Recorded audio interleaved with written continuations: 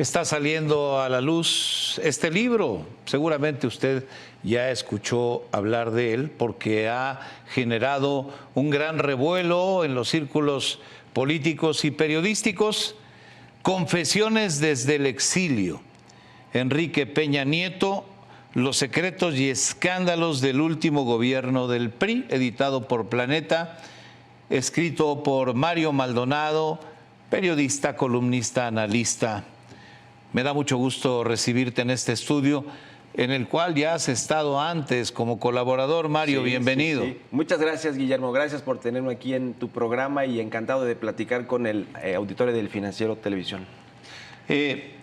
La figura de Enrique Peña Nieto ha generado muchas interrogantes desde que terminó el gobierno anterior. Se habló de un pacto no escrito entre López Obrador y Enrique Peña Nieto. Luego el presidente decide por sí mismo un autoexilio, se va a vivir a España y luego combina estar en España, pero después más en República Dominicana, en Punta Cana. Y este libro que ahora nos presentas es el resultado de una serie de conversaciones, tanto en Madrid como en Punta Cana, con el expresidente de México. Interesante el testimonio e interesante el momento, porque estamos en vísperas de una elección presidencial, después de la cual López Obrador, suponemos, se irá, como él ha dicho, y alguien más emergerá para hacerse cargo del poder ejecutivo del país. Me gustaría mucho, es muy interesante todo lo que cuentas, y yo invito al público a que lo lea. Gracias. Porque gracias. Siempre lo que ocurre en torno a una figura política relevante como es el presidente de México, cuando deja su función, pues llama la atención. Pero me gustaría mucho que nos platiques un poco cómo se gestó este proyecto que da lugar a este libro a partir de esas conversaciones, cómo se pactan, cómo se realizan, cómo ocurren, para que cuando llegue a la lectura nuestro público sepa qué pasó. Sí, el preámbulo. Bienvenido, Muchas gracias, Guillermo. Encantado de platicar contigo y con el auditorio. A ver, me parece a mí que Enrique Peña Nieto es el expresidente más mediático, no necesariamente el más poderoso, el que dejó mejor el gobierno, no, el que hizo más cosas que vale la pena después hablar de ellas, reformas, cosas por el estilo.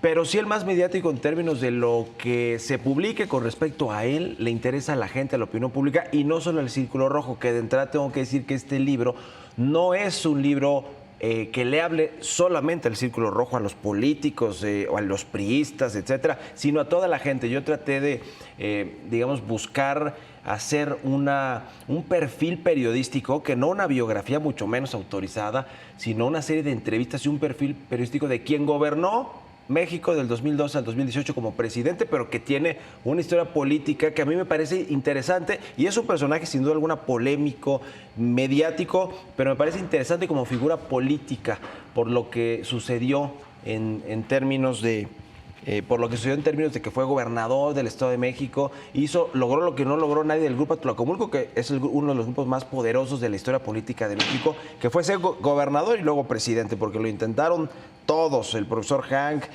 Alfredo del Mazo, padre, hijo, lo intentó Emilio Choaifet, todo el mundo lo intentó, su padrino político Arturo Montiel.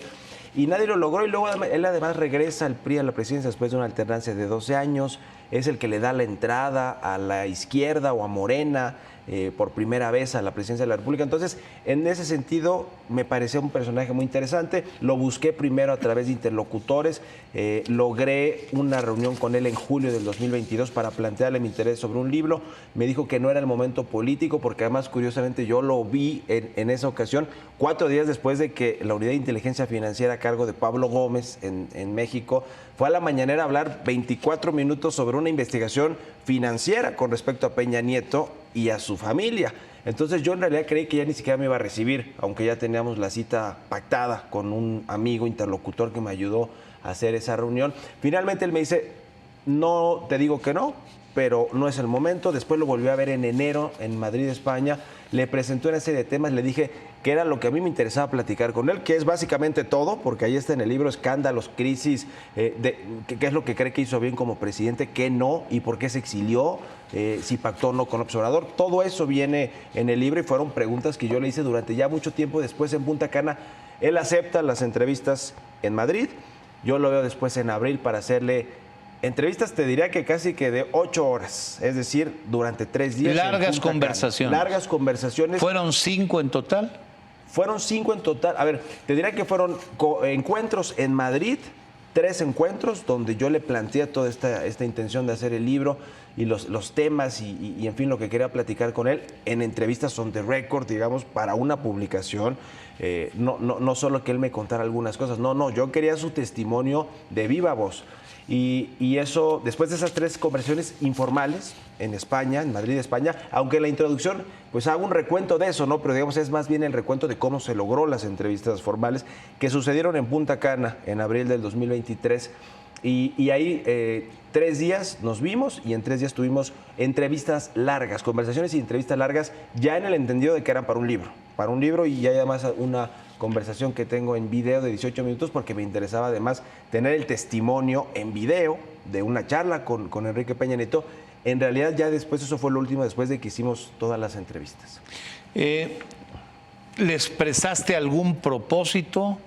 Él entendió que tenía para él un propósito. A ver, un propósito político siempre está detrás de un expresidente, por más que él dice que se retira de la política, que no se quiere dedicar a ella, que va a trabajar en otro sector. Da la impresión de que está buscando un regreso terso al país, pero a partir del señalamiento de que él no va a jugar en la política. Tú como periodista, ¿qué percibes de cómo ocurrió todo esto? Yo no creo que tenga la intención ni de regresar a la política mexicana, ni a mover ningún tipo de hilos, como se dice de algunos otros expresidentes, y tampoco de regresar a México, si me lo dices, si me lo preguntas de esa manera, porque él plantea, dice, yo voy a hacer mi ciclo político, me quiero dedicar a otras cosas. Entiendo que los contextos dicen cosas también, el hecho de que haya aceptado hablar, a mí me da la impresión y yo, más que la impresión, tengo la certeza de que él también quería hablar. Él quería expresar cosas, quería hablar sobre lo que sucedió en su gobierno, sobre todas las críticas, sobre cómo se vivieron las crisis al interior de su gobierno. Y me parece que en ese sentido revela cosas, ¿no? Revela que se arrepintió de haberle pedido a su entonces esposa, Angélica Rivera, el haber salido a dar la cara por el escándalo de la Casa Blanca. Reconoce que el tema de Ayotzinapa lo subestimó y que fue uno de sus grandes errores. Reconoce que las pugnas internas de su gabinete entre personajes poderosos como el secretario de Gobernación y su secretario de Hacienda derivaron en errores que cometió, como el haber recibido a Donald Trump en un momento político muy complicado para México y para Estados Unidos. En fin, ese tipo de cosas que reconoce que no se hicieron bien y también algunas de las que se enorgullece como presidente, el haber logrado pactos políticos históricos como el Pacto por México, se enorgullece de sus reformas estructurales. En fin, es decir, él me da la impresión de que sí quería hablar. La verdad es que el contexto en el que yo lo entrevisté fue en abril del 2023, no era todavía un tema de elección presidencial, pero sí era, por cierto, en tiempos de la elección, en vísperas de la elección del Estado de México. De hecho, en alguna vez, en algún traslado que hicimos hacia un lugar para hacer entrevistas, estaba uno de los debates del Estado de México, de Delfina Gómez con Alejandra del Moral. Y bueno, yo le dije, oye, ¿qué piensas de ese tema? Me dijo, yo creo que la tiene muy difícil Alejandra del Moral, pero yo creo que Alfredo del Mazo no va a dejar la plaza o va a pelearla, ¿no? Finalmente creo que no sucedió así. Cambió de color y de gobierno el Estado de México. Confió más de lo que suponía en su primo. Más, exacto, yo creo que sí. Pero digamos que hablamos de todo esto. Yo creo que él no sabía ni siquiera que iba a salir en estos tiempos. Fue coyuntural el hecho de que se publicara, o digamos, fue temas editoriales de Planeta que se publicaron en estos momentos. También las editoriales les buscan el momento y la coyuntura idónea para publicar un libro político de este tipo. Pero yo lo que te diré es que él nunca me pidió que fuera en tal momento, que no tocara tales temas. Terminamos las entrevistas, yo no volví a hablar con él hasta que salió el libro a la venta. Es decir, no hubo ni un veto de por favor este tema no, me puedes mandar el manuscrito antes de que se publique o que lo mandes a la editorial. Nada de eso absolutamente. Y él no tenía idea de que se iba a publicar en estos momentos, que ciertamente son políticos que se puede dar esa lectura de si es un regreso, no es un mensaje para quiénes, etcétera. No lo creo así. Él simplemente habló, se publica este libro ahora en el contexto político, sí, de la elección del 2024 de este año, pero no para influir, no me da esa impresión. Yo creo que él ya no quiere volver a la política y yo creo que no va a volver a México, por lo menos a establecerse de nueva cuenta aquí. Quizá en la próxima administración vendrá a ver a su familia, que es algo que a él sí le pesa, que no tenga tanta cercanía con su familia como quisiera. Pero yo creo que no le interesa volver a hacer política en el país. Es interesante lo que refieres en relación a los tiempos, porque en política siempre piensas en tiempos. Dices, sí. ¿por qué lo saca Peña Nieto ahora? Pues porque viene la elección presidencial, ¿no? Sí. ¿Por qué aborda estos temas? Pues porque viene la elección presidencial. Pero me refieres que no es así, que la editorial toma la decisión de en qué momento resulta conveniente publicarlo. Cuéntanos algo de lo que se habla mucho, que es el vínculo Peña-López Obrador. ¿Qué te dice el presidente de esas reuniones previas, de esas conversaciones posteriores, incluso una reciente en el 2023, donde intercambian elogios y intercambian este deseo de respeto entre uno y otro, en lo que siempre se ha referido como un pacto no escrito, pero bien establecido de viva voz entre Peña Nieto y López Obrador? Digamos que esa fue la premisa de mi interés por ir a entrevistarlo. La pregunta clave es, ¿pactaste o no pactaste con Andrés Manuel López Obrador? Porque pues a la vuelta de 5 años y medio, todo el mundo se queda con la impresión de que sí hubo un pacto, como bien lo dices, no escrito. Y él lo que responde es, no había necesidad de pactar porque en el 2018, durante el proceso electoral, él se da cuenta, Enrique Peña Nieto, de que Andrés Manuel López Obrador tenía la elección en la bolsa. Lo reconoce. Él tenía 2 candidatos, Pepe Narro y Pepe Mid, lo dice con esas palabras.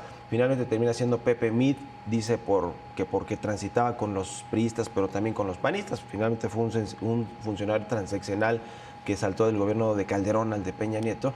Y dice que muchos de los empresarios del Consejo Mexicano de Negocios y políticos cercanos a él le recriminaban por qué no metía las manos y por qué no hacía lo imposible. ¿Por qué abandonó a Pepe Para que Mid? no llegara López Obrador y para que ganara su candidato, para que hicieran esta suerte de alianza con Anaya, que después terminó con una investigación judicial.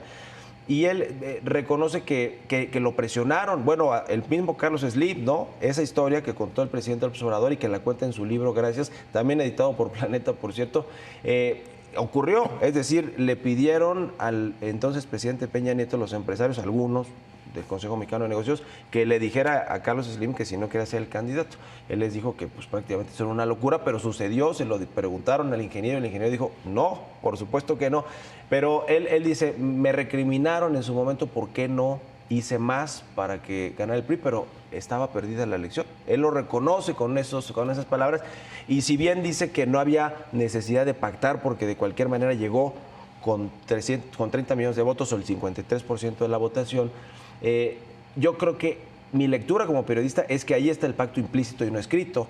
Fue muy condescendiente con López Obrador.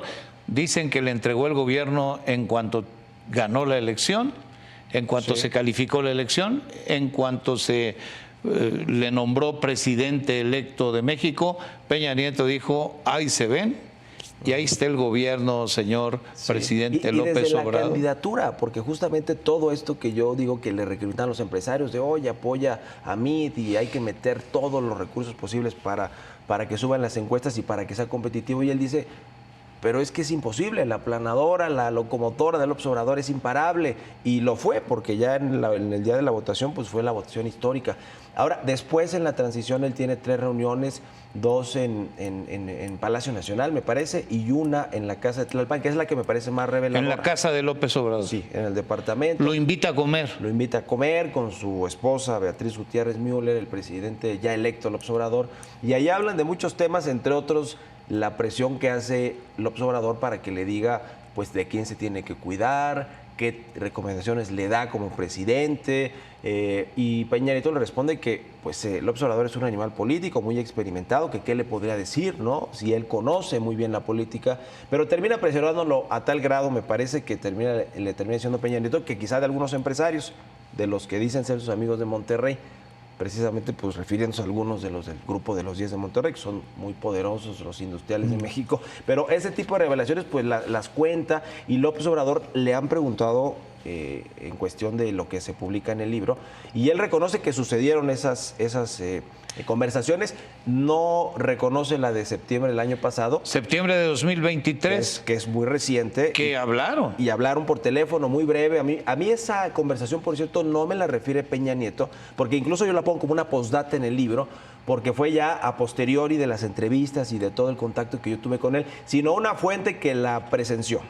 Entonces yo tuve que ponerla y meterla al libro casi que de último, antes de que se fuera a imprimir, como una postdata, porque me contó esta fuente pues cómo sucedió, ¿no? Fue en un evento de la inauguración del tren México-Toluca, que lo rebautizó López Obrador como Insurgente, se llama El Insurgente, y resulta que en esa conversación le llama a Peña Nieto porque unos días antes, en la toma de protesta de Delfina Gómez, le dijo que era un demócrata, le volvió a agradecer que no se metió en la elección del 2018, y entonces Peña Nieto pues le agradece: gracias, presidente, por las palabras que dijo en la toma de protesta, además en un evento muy emblemático, ¿no? Le habrá dicho, conste que no me metí.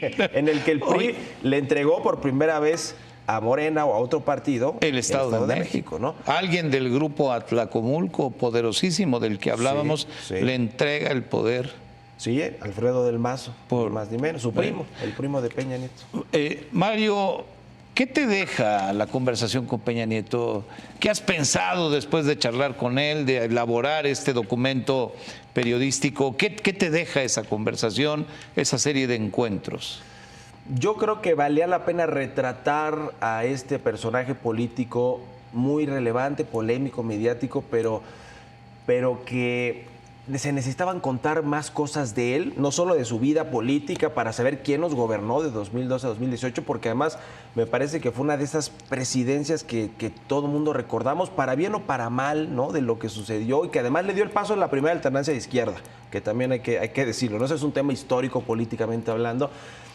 Pero además de todo, creo que Peña Nieto tenía ganas de hablar. Yo no había dado entrevistas a nadie en ningún medio de comunicación. Accedió a platicar conmigo muchas horas y me parece que lo hizo de forma transparente. No sé si honesta, déjame decirlo con esa palabra, pero sí transparente en términos de que él quería expresar muchas cosas que sucedieron durante su gobierno, que él considera que algunas a lo mejor se trataron de forma injusta en los medios, en la política, en la opinión pública, pero que él por eso quería decir ahora sí que su verdad, su visión de cómo sucedieron las cosas, y yo creo que en ese sentido aporta a la opinión pública, aporta al tema político, ¿no? de la historia política de México, y por eso me parecía relevante que se contara esa historia de Peña Nieto y que ya cada quien saque sus conclusiones de los pactos, de si le entregó o no el gobierno a López Obrador, de por qué se autoexilió, si es un autoexilio realmente o si más bien él dijo, si yo me quedo en México me van a perseguir.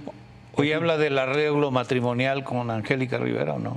Yo no quise escarbar demasiado en el tema personal porque no era el interés o el objetivo del libro necesariamente, pero él, al ser un personaje tan público en ese tipo de asuntos de parejas sentimentales, pues sí le pregunté de Angélica Rivera, viene ahí por una versión de Lucero que después algunos medios medio tergiversaron porque dicen, oye, quería primero con Lucero, pero fue Angélica Rivera. No sucedió así las cosas, no lo dice tal cual el libro porque tampoco él me lo comentó de esta manera, pero sí habla también de la situación con Angélica Rivera, de cuándo le pusieron fin a esa relación, y de hecho después él va al sepelio de Alfredo del Mazo, papá, con Angélica Rivera, pero ya no era su pareja, sino era Tania Ruiz, la modelo de San Luis Potosí. En fin, ese tipo de temas que vienen retratados en el libro, una especie de crónica y de un asunto también personal de él, porque es tan público que su vida personal es así o ha sido así de pública, pero no trato de escarbar tanto porque no es lo que quiero contar. Yo lo veo como un personaje político, más que escarbar en su vida personal y sus relaciones sentimentales. Pues aquí está el libro Confesiones desde el exilio, Enrique Peña Nieto, los secretos y escándalos del último gobierno del PRI, de Mario Maldonado, quien ha charlado con nosotros esta noche. Gracias por estar aquí.